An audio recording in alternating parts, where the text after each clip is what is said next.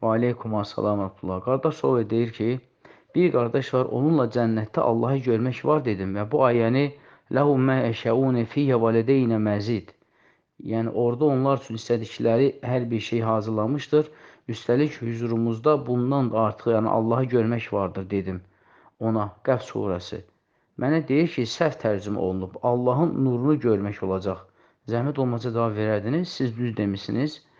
Burada Allahın nurunu yox, burada bəli, Allahın görməyi var. Çünki əhlüsünün etiqadı odur ki, cənnət əhli inşallah ki, cənnəti Allah Subhanahu taala görəcəklər və bundan da başqa ayətlər vardır ki, o günkü gözlər Rəbblərinə baxacaqlar. Yəni bunun kimi kifayət ayələr çoxdur.